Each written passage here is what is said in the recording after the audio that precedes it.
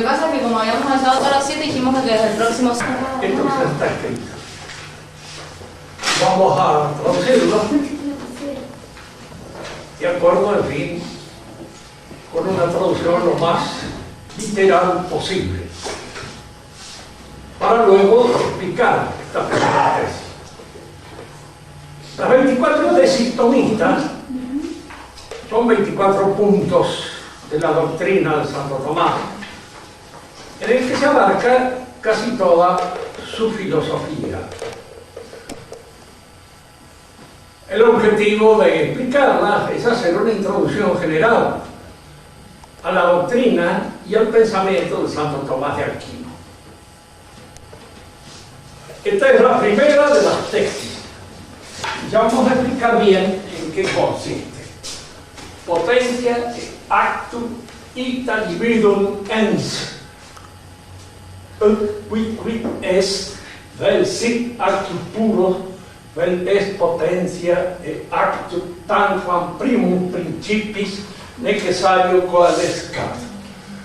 Dice que la potencia y el acto así dividen al ente.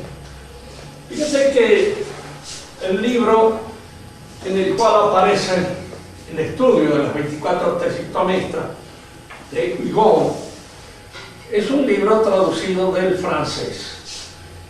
Y en francés este término, dividum ens, ente, participio activo del verbo ser, en francés no existe. Entonces, la traducción que ha sido literalmente hecha del francés, dicen que dividen al ser. Pero si yo empleo ser para indicar el acto infinitivo de ser, y lo empleo también para indicar un ente, estoy haciendo un uso ambiguo del término ser. Y eso, a la larga, provoca una serie de confusiones que indudablemente se introducen en el pensamiento filosófico. Potencia y el acto dividen al ente, o a lo que es, que siempre es acto puro, o es potencia y acto. Potencia y acto como primeros principios necesariamente unidos. Vamos a tratar de explicar esto.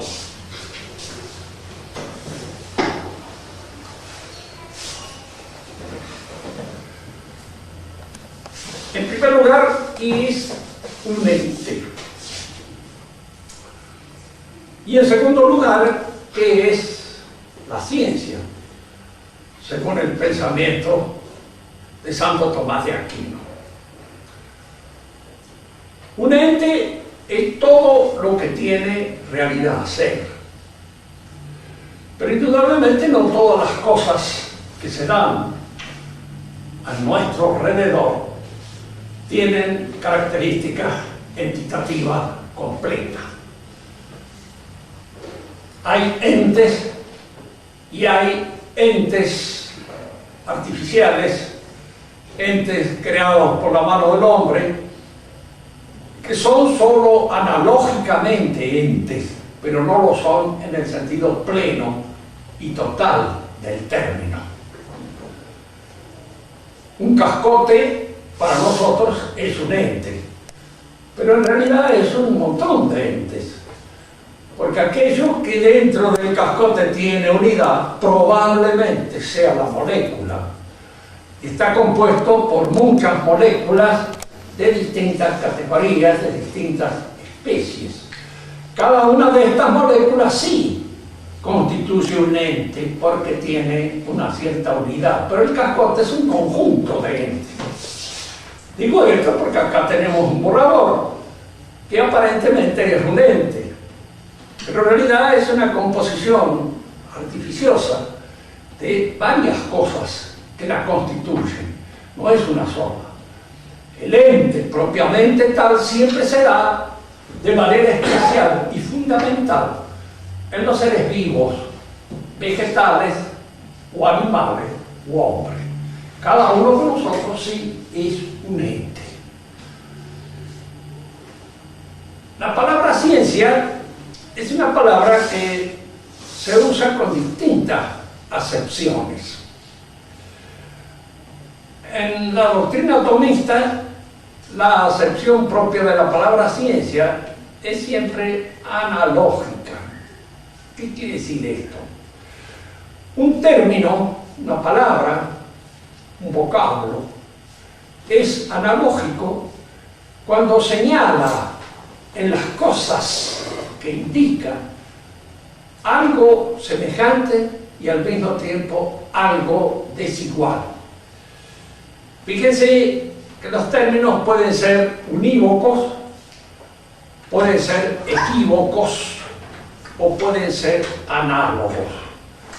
Un término es unívoco cuando indica una razón igual en todas aquellas cosas que señala el término. Así decimos que la pulga es un animal y que el hombre es un animal, porque la palabra animal significa animado, significa dotado de vida, y nada más. La pulga está dotada de vida como el hombre está dotado de vida, aunque cada uno de ellos constituya la vida de una manera diferente. Pero el término animal señala pura y simplemente este hecho, que está dotado de vida. De manera que este término tiene un sentido unívoco, no equívoco. Yo puedo distinguirme de la pulga por una razón que no es propia de la animalidad. Es la razón racional, aquella que especifica al hombre y lo distingue de los demás animales. Pero esto es un ente. Y yo también soy un ente. Cada uno de nosotros es un ente. Sin embargo, podemos decir que este término, que está referido al hecho de que existamos, de que esto y yo seamos, al mismo tiempo está señalando una diferencia que es entitativa. ¿En qué nos parecemos, escuchen? En que los dos somos gente. ¿En qué nos distinguimos? En que somos entitativamente distintos. Es decir, que la palabra ente señala una igualdad, una semejanza, y al mismo tiempo señala una distinción. Y esta semejanza y esta distinción están señaladas ambas por el término ente.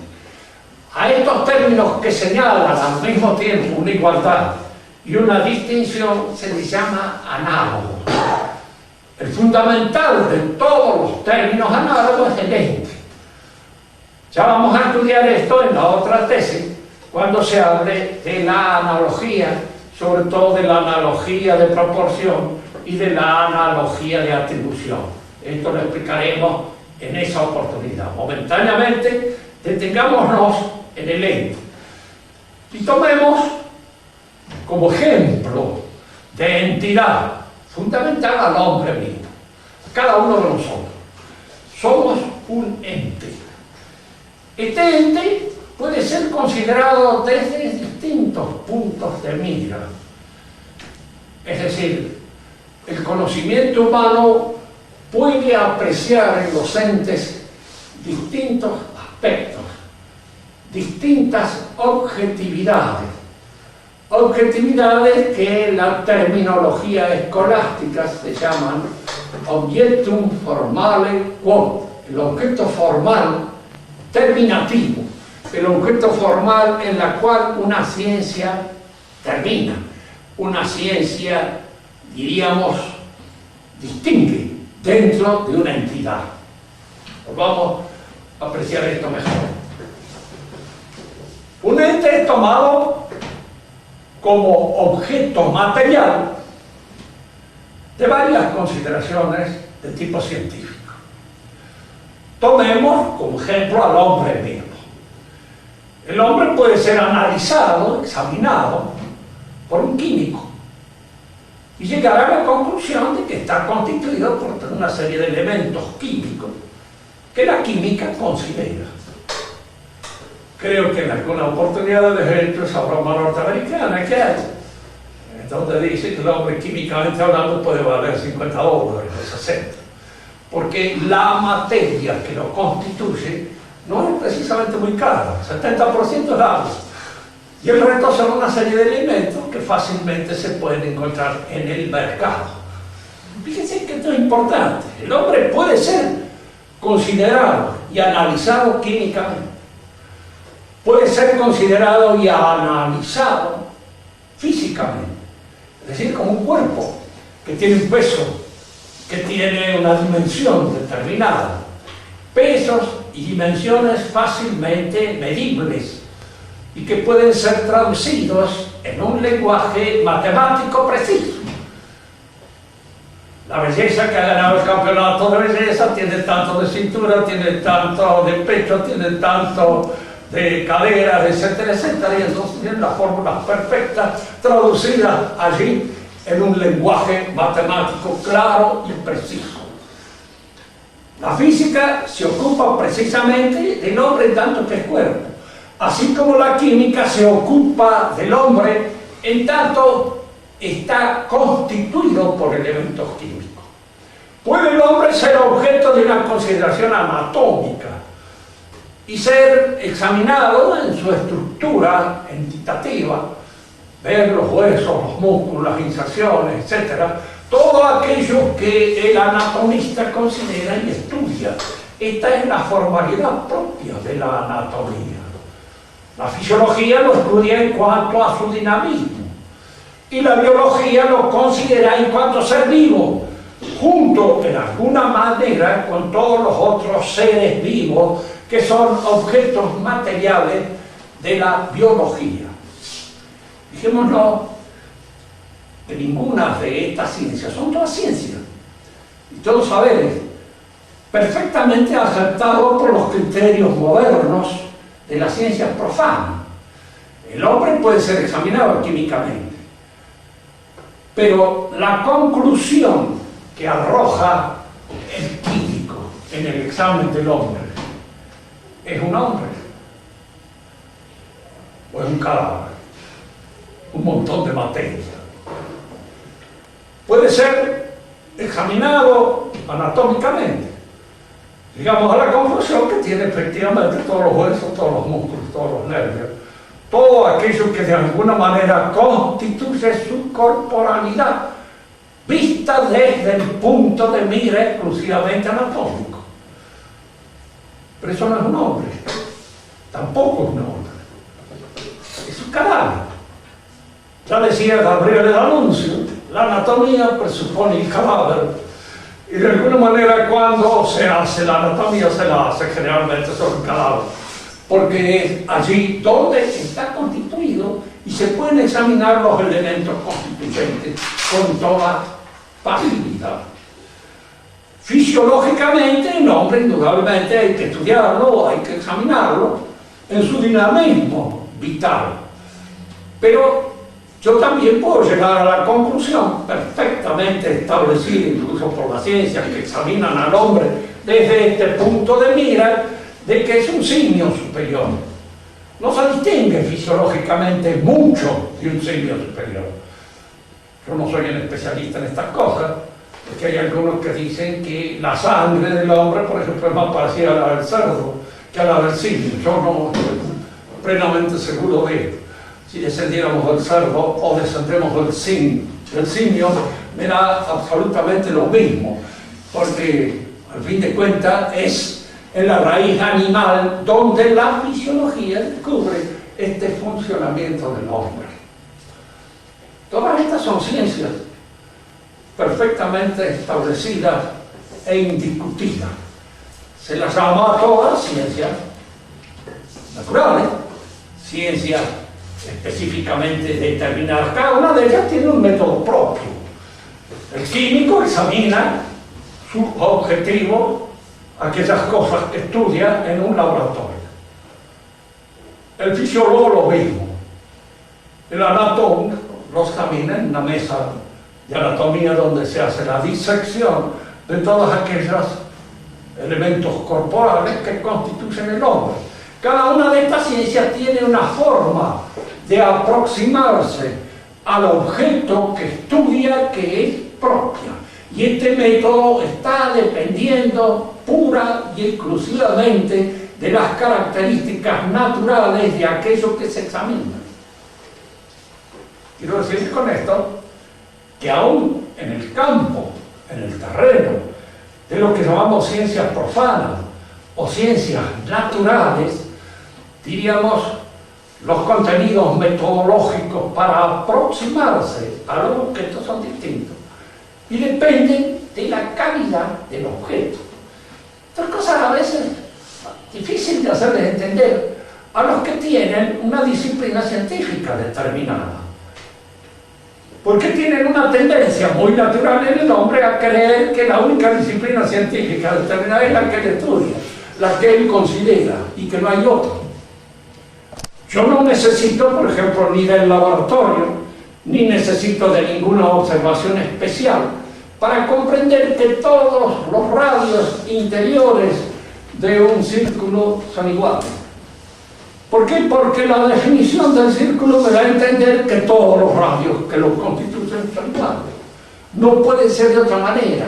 Esta conclusión, ¿cómo llego yo? Llego en un círculo la cantidad infinita de radios que ese círculo puede tener, o simplemente, diríamos, llego por una deducción racional.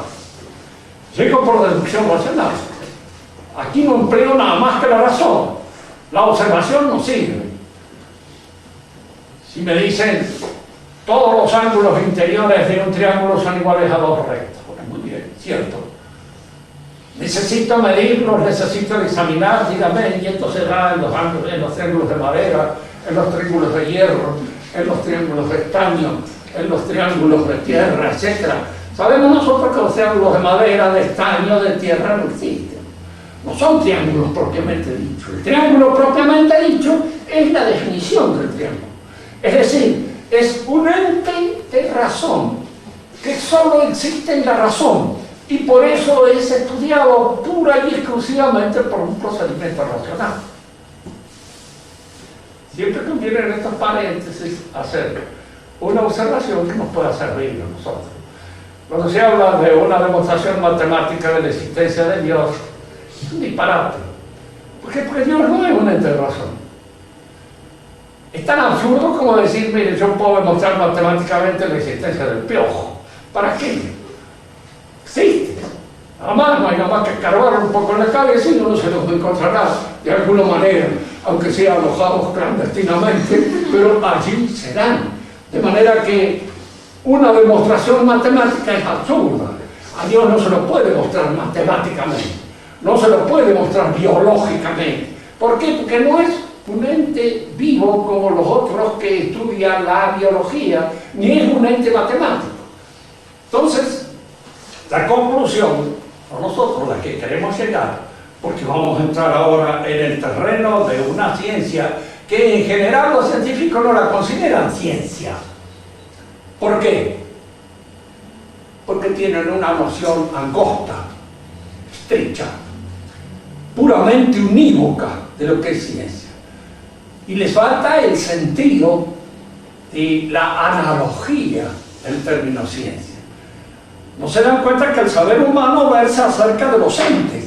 Y si los entes son distintos y la noción misma de entes es una noción análoga, el conocimiento que yo tengo de los entes tiene que ser semejante a los entes. Es decir, depende de la categoría, de la calidad, de la naturaleza del ente, el tipo de método científico que yo puedo utilizar para aproximarme a él. Fíjense que hay ciencias que se fundan en la observación. Pero hay dos tipos de observación. La observación del laboratorio, que es lo que se llama experimentación, y la observación a ojo de buen cubero, que es aquella que surge de nuestro contacto real con las cosas. Hay cosas que yo puedo estudiar en el laboratorio, otras que no las puedo estudiar en el laboratorio y tengo que estudiarlas en la realidad concreta. Supónganse que hoy o mañana un profesor les dice a ustedes, a ver, hagan un estudio de cómo viven las familias en los barrios suburbanos de Mendoza. Ustedes no pueden constituir una familia ideal en un laboratorio. Tienen que ir a los radios urbanos de Mendoza y mirar, observar cómo viven allá, real y verdaderamente. Es decir, esta observación sociológica, que de alguna manera va a redundar en el conocimiento histórico de la realidad de esta sociedad que es Mendoza, es una observación que se hace por la experiencia concreta nuestra, observando las cosas.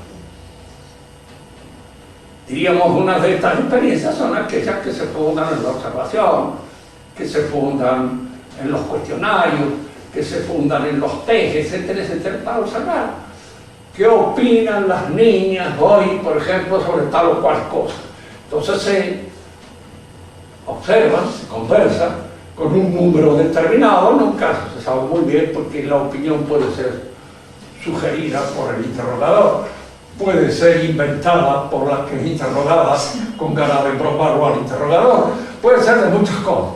Es decir, que yo para realmente ir entresacando una verdad de todas esas cosas tengo que observar muy bien y en general no crear una situación artificiosa que pueda permitir la invención o la mentira. Es decir, que a veces los test mismos que nos hacen en el colegio se prestan a que uno inventa un montón de mentiras en el test al contestar, en función de, qué sé yo, para entorpecer la encuesta del maestro o porque en general el latino le gusta bromear con esas cosas. Estas son cosas que solamente toman seriamente los anglosajones, el resto, los alemanes, el resto de la humanidad no toman broma y de alguna manera hacen broma con respecto a todos estos textos. Queremos decir entonces con esto que la ciencia es una noción análoga, porque supone algo común. Todas las ciencias son un conocimiento sistemático, metódico, de una realidad. El sistema y el método constituyen elementos fundamentales de toda ciencia. Pero las conclusiones a que llega son distintas. Y por eso hay ciencias teóricas, hay ciencias prácticas, hay ciencias poéticas o técnicas y hay lógica. Cada una de ellas tiene conclusiones que son diferentes de las otras. Si yo quiero analizar un trozo, un pedazo de agua y llego a la conclusión de que el agua está compuesta de hidrógeno y oxígeno, un átomo de hidrógeno y dos de oxígeno, no, al revés, dos átomos de hidrógeno y uno de oxígeno, H2O, pues esa es una conclusión teórica. Una conclusión práctica es la buena realización de un acto de justicia. Tengo que darle a uno según su derecho. Tengo que conocer el derecho que ese tiene, bien conocido, y al mismo tiempo darle en un acto de justicia el derecho que le corresponde. Ese es un acto, una conclusión de un conocimiento práctico. El conocimiento técnico es aquel que me permite hacer bien un postre, un dulce, una comida, un artefacto, un poema, cualquier cosa. Entonces eso entra dentro de lo que constituye el saber poético o el saber técnico, que son más o menos. Y lo lógico es ordenar bien el pensamiento cuando uno quiere de alguna manera hacerse entender con claridad por aquello que lo escucha. Yo estoy tratando de hacer eso. El orden que le estoy dando a esta exposición es un orden lógico. ¿Por qué? Porque es un orden, en alguna medida, influido, inspirado por la ciencia del pensamiento, en el acto de comprender, para transmitir con claridad lo que se está pensando. Decimos entonces que la ciencia es una noción análoga, porque las hay de distintas clases. Cuando ustedes se encuentren por ahí en algunas discusiones, dicen, los conocimientos religiosos suelen estar reñidos con las ciencias positivas. Suelen estar reñidos. Pero la realidad es que no tienen por qué estar reñidos. ¿Por qué? Porque hay ciertos aspectos de la realidad que la ciencia positiva no revela. No ven. Yo puedo examinar químicamente a un hombre y no me voy a encontrar nunca ni con su inteligencia, ni con su voluntad, ni con su dignidad, ni con su sentimiento, ni con ninguna de esas otras cosas que constituyen nuestro haber más importante, íntimo y personal. No los voy a hallar en un examen químico, ni los voy a hallar en un examen físico, ni los voy a hallar en un examen anatómico, ni en un examen fisiológico.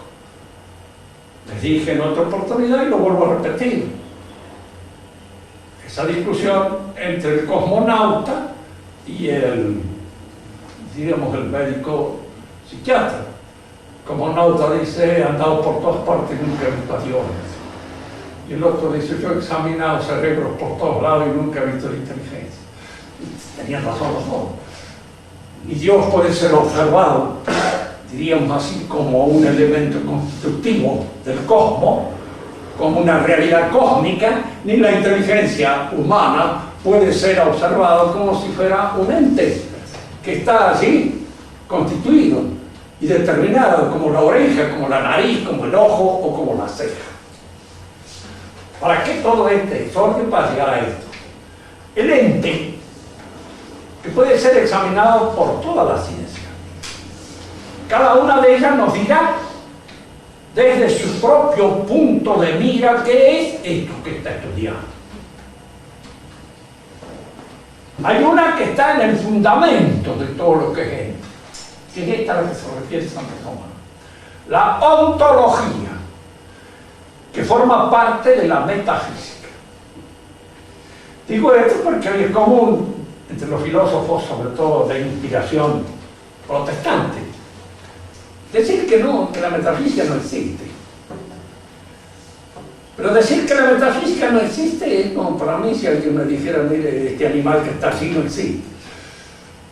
¿Por qué? Porque existe. Simplemente se puede hacer un análisis ontológico del ente. ¿Y qué es un análisis ontológico del ente?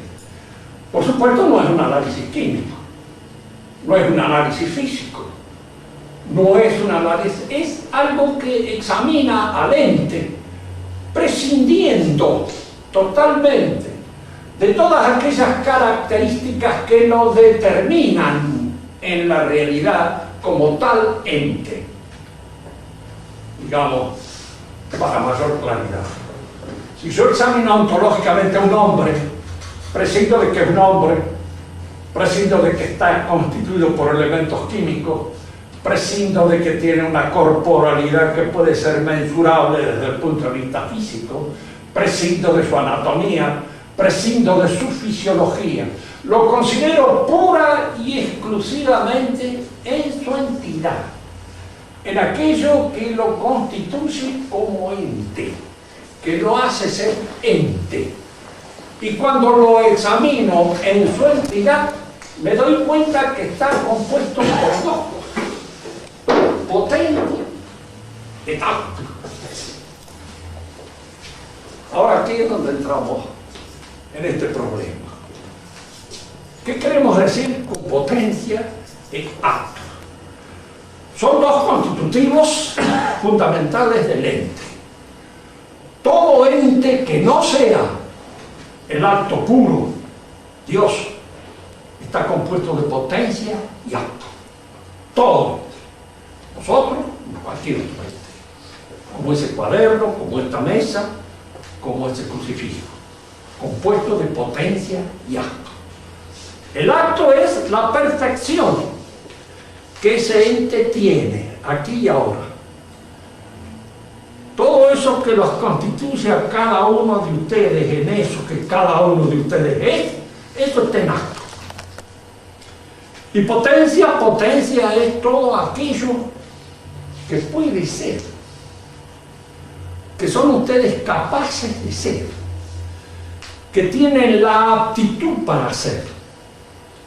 Ahora fíjense que en un ente en movimiento, como es el hombre, con un ente en proceso de perfeccionamiento, los actos son aquellas perfecciones que ahora tiene. y las potencias son aquellas que pueden tener. Hay dos tipos de potencias y nosotros lo examinamos bien. Unas que surgen del examen de su forma, de su alma, de su inteligencia, de su espíritu. Ustedes son capaces de llegar a entender esta primera tesis. Esa es una capacidad real que pueden darse ustedes, que la tienen como potencia. Y existen las otras potencias que están fundadas en la corporalidad, en la materia, en lo puramente material. Por ejemplo, pueden tropezar y caerse. Si sale y está lloviendo, pueden mojarse. Todas esas cosas le suceden en la medida en que son cuerpos.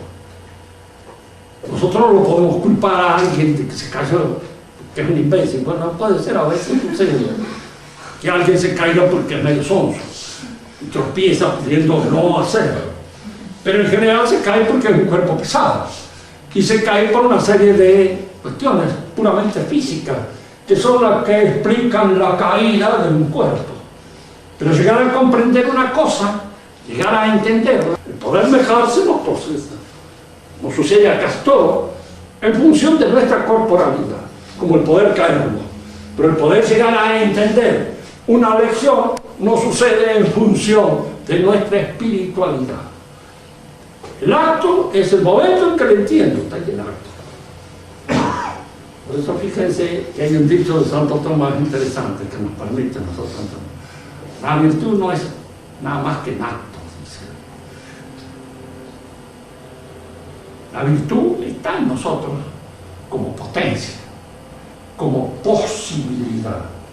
Pero esa posibilidad o esa potencia se realiza en el acto. Este hombre justo, bueno, tal vez tenga esa disposición, pero recién nos vamos a dar cuenta que es justo cuando obra justamente, cuando opera justamente.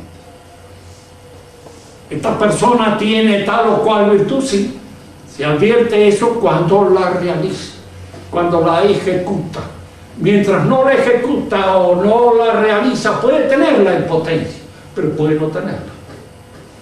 Dice que acá es donde hay que distinguir en la potencia el aspecto de lo que se llama potencia real, efectiva, y potencia lógica. La potencia real o efectiva es aquella que se mide conforme a las disposiciones existenciales del hombre. Si yo digo, toda mujer puede tener hijos, esencialmente sí, desde el punto de vista esencial. Pero realmente no sé. ¿Por qué? Porque habría que ver si esa posibilidad lógica se da realmente o no se da realmente en este ser concreto. La potencia real es aquella que efectivamente se da en esta persona, que la tiene, la posee como realidad probable. Y a veces eso yo puedo no entenderlo. Todo hombre puede viajar a la luna, pero yo no podría, porque no tengo condiciones físicas de poder hacer ese viaje a la luna. Me examinarían y me darían un puntapié y me echan, te puedo decir que se raja viejo, dedíquese a otra cosa, de clase, y no se ponga a querer hacer lo que no puede hacer. Entonces, el acto es la perfección acabada, completa, y la potencia es una virtualidad real. No hay que confundirla con la virtualidad lógica, porque la virtualidad lógica puede no ser real, puede ser puramente lógica. Como cuando decimos nosotros, es posible al hombre estudiar metafísica, sí, pero no todos pueden estudiarla. ¿Por qué? Porque a veces se carece de las condiciones intelectuales para poder entender esta problemática. Y entonces no existe la potencia real, aunque yo estoy hablando de una potencia puramente lógica. El ente, entonces, todo ente, en la inmensa extensión, no siendo Dios, está constituido de potencia y acto. Porque en el caso de Dios, Dios es el acto puro, es decir, es la perfección total, acabada. No hay en él potencia de ningún género. Y esta composición de potencia y acto es una composición necesaria, que se da como principio, no son dos cosas que se juntan, son una sola cosa. Es ese ente, esa es la realidad. Y en esa realidad hay dos principios para explicar su comportamiento al nivel entitativo. Es decir, a este nivel en que estamos haciendo este análisis. Este análisis es un análisis ontológico o un análisis metafísico que extrae de esta inmediata consideración del ente esta composición. Todo ente, por el hecho de ser ente, tiene acto y potencia. Es decir, tiene una perfección. Pues si no la tuviera, no sería nada. No existe. Y al mismo tiempo puede ser otra serie de cosas. Yo puedo hacer de esto muchísimas cosas. Puedo tirárselo por la cabeza, yo puedo convertirlo en un proyectil, puedo hacer muchísimas cosas.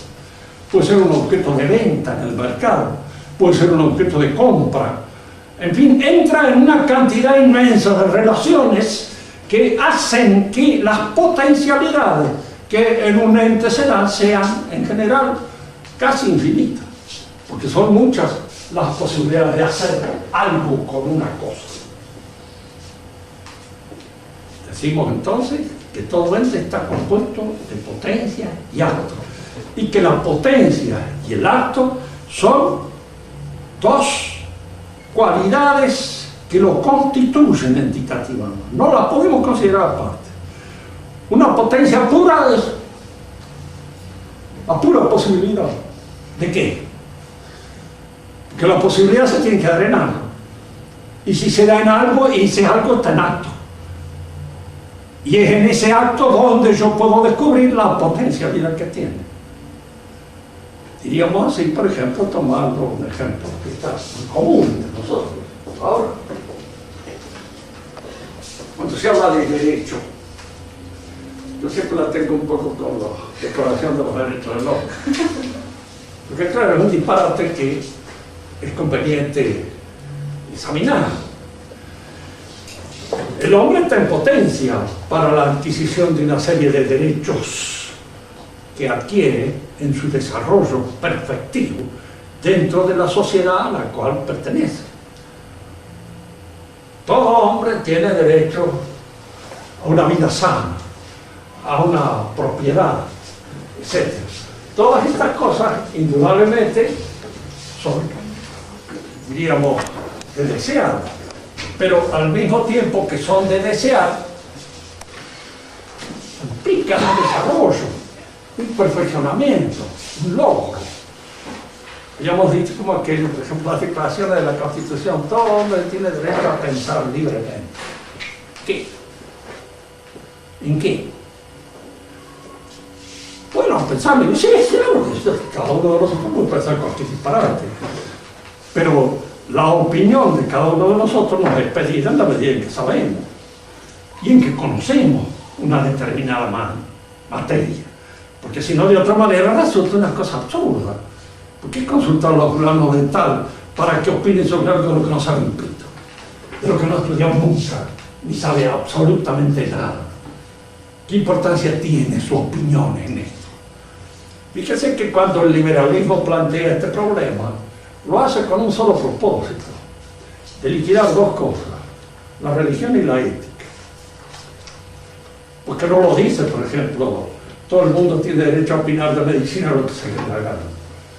Para eso están las facultades, para que estudie el médico, etcétera, etcétera. Recién cuando se recibe y ha atravesado todos esos obstáculos que significan la obtención de un derecho real, entonces está en condiciones de opinar. No antes, porque antes su opinión no sirve para nada. A mí se me puede pedir una opinión, ¿qué piensa usted de la aviación, por ejemplo? Sí, yo soy capaz de ponerme a hablar y decir algunas cosas sobre la aviación, no sé nada. Y alguien que pudiera ser experto cerca diría, ¿para qué qué habla el viejo este negro? Ese sí, no sabe absolutamente nada. Entonces, todas estas cosas son perfecciones